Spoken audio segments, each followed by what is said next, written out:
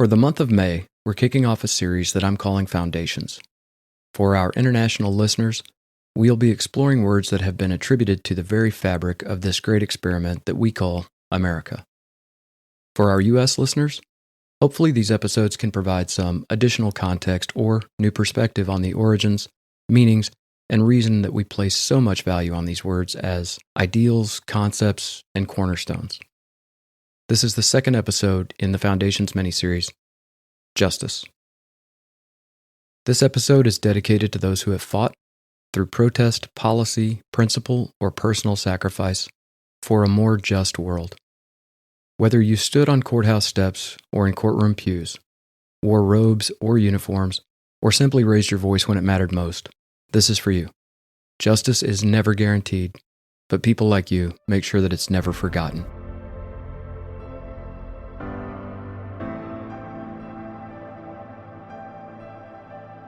We see a courtroom, whether on the news or in our communities, or a protest sign held high, inked with a phrase we've heard 1,000 times. No justice, no peace. But what does justice mean, really? Is it a verdict? Is it a value? Or is it a myth dressed up in a marble statue? Some say justice is blind. Others say that it only sees what it wants to. Some define it by law, others by morality, and some have never seen it at all.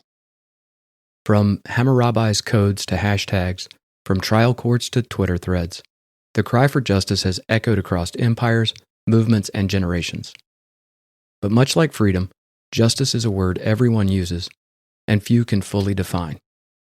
Today we pull back the curtain on the origins, contradictions, courtroom battles, and its place in our language and lives. This isn't just a legal concept, it is a linguistic one.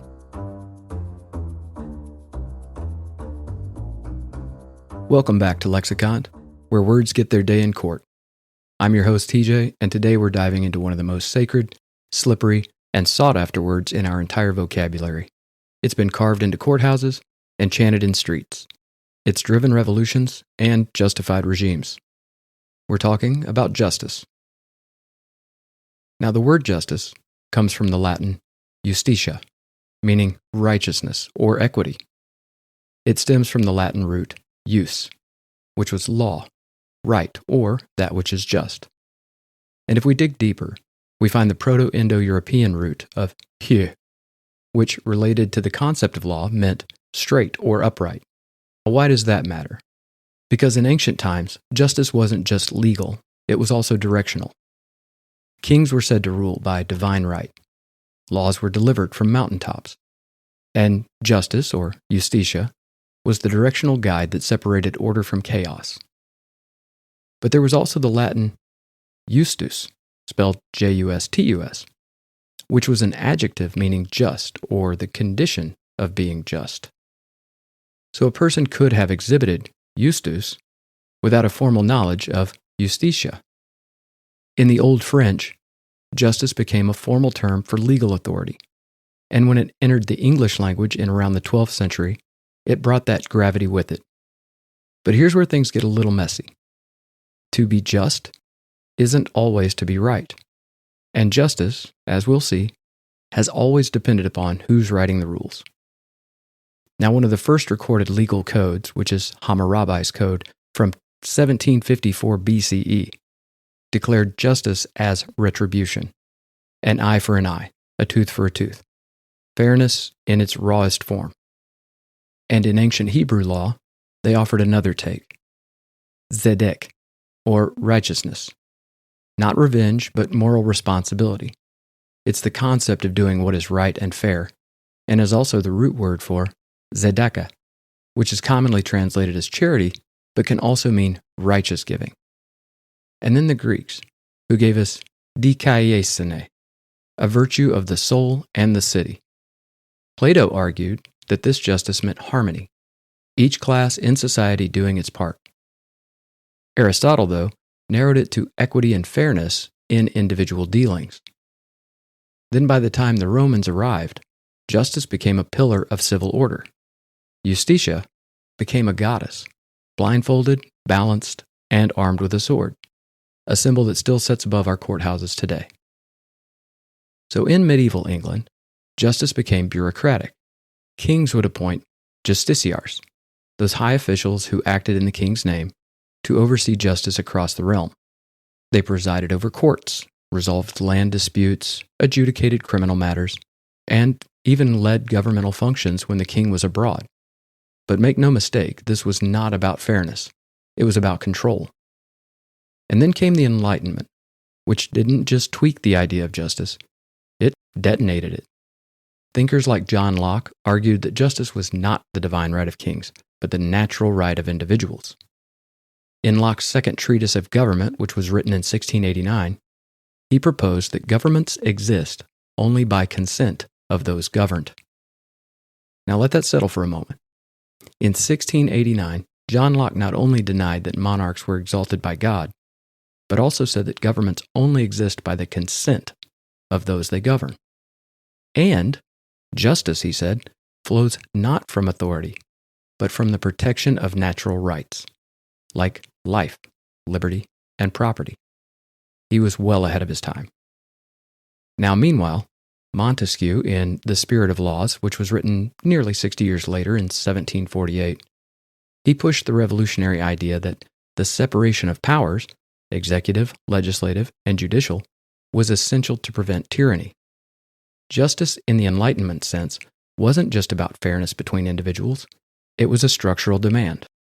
You see, this concept of justice included ideas that laws must be built to protect the weak against the strong, that courts must operate independently from kings and dictators, and that governments must be judged by their service to their citizens, not their own perpetuation.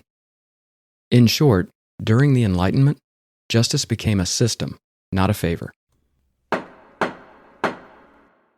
Then, in 1776, the Declaration of Independence didn't just mention liberty. It demanded a, quote, decent respect for the opinions of mankind, end quote. So this wasn't just about freedom, it was about accountability. Jefferson and the founders weren't just claiming the right to rebel. They were saying, even revolution must answer to a higher court, the conscience of the world. Now, in this sense, the Declaration wasn't just a call for independence, it's also a justice document. It insists that governments derive their legitimacy not by might, but by their moral standing before all of humanity. So while some philosophical and framework ideals rose, justice itself, well, it remained uneven. As we fast forward to the 20th century, after the bloodshed of World War II, the world faced a question no civilization had fully answered. What does justice look like after atrocities on a global scale? Well, the Nuremberg trials, which began in 1945 and ended in 1946, changed our landscape forever. For the first time, individuals, not just states, were legally held accountable for crimes against humanity, war crimes, and genocide. Leaders could no longer hide behind flags or the chain of command, and the defense of just following orders was shattered. The principles established there, that crimes against humanity are crimes, no matter who commits them, no matter where, still anchor modern international law today, from The Hague to human rights courts all around the world. Nuremberg didn't just seek retribution, it set a precedent that justice must be bigger than nations. It must answer to humanity itself. And in the U.S., during the 1950s and 60s, the civil rights movement reframed justice as something both legal and moral. Segregation was still very real, and Jim Crow laws had been upheld in the Supreme Court case Plessy v. Ferguson. So while these were deemed legal, the real question is, were they just? And hopefully you agree that the answer is, of course not. I believe Dr. King said it best when he said, injustice anywhere is a threat to justice everywhere. In recent decades, justice has become a word of both power and protest. From Rodney King to Breonna Taylor, Trayvon Martin to George Floyd, the demand has remained the same. Not just laws, not just order, but justice. And some recent Supreme Court decisions have brought that tension between what's legal and what's just front and center. In Dobbs v. Jackson Women's Health, the Supreme Court overturned the previous decision of Roe v. Wade, and some saw it as justice restored, while others saw it as justice revoked. In the Students for Fair Admissions versus Harvard, the Supreme Court struck down affirmative action. Again, interpretations on this ruling are split by ideology and identity. And there have been many Supreme Court decisions that nearly everyone can agree were terrible injustices. Take Dred Scott versus Sanford, Korematsu versus the United States, and Buck versus Bell, just to name a few. And if you're not familiar with those cases or their decisions, I'll drop a link in the show notes. Because as you may have guessed, the people who were denied justice in those cases are the very people justice should have served. So, who gets justice? Who defines it? And who pays the cost when it fails? I know that justice is indivisible, and injustice anywhere is a threat to justice everywhere. You see, in pop culture, justice is everywhere. Batman calls himself the Dark Knight of Justice. Marvel's Civil War story arc pit heroes against one another on what justice requires. Is it oversight or individual freedom? Amazing works of fiction, like To Kill a Mockingbird and A Few Good Men, are based on justice. In fact, justice, or at least the American justice system, has been such a star in pop culture that some law schools now study the intersection between the courtroom and the theater and its overall effects. TV shows like Law and Order promise justice in under an hour. But actual justice? Well, that can take years, or sometimes never come at all. Now, when we look at other languages, we can see similarities and differences to our concept of justice. In Arabic, adal and qist both refer to justice. One means fairness, the other balance. In Islamic jurisprudence, justice is divine and social. In Hebrew, zedek means both justice and righteousness. There is no clean split between the moral and the legal. In Sanskrit, nyaya is both logic and justice, truth that is revealed through reasoning.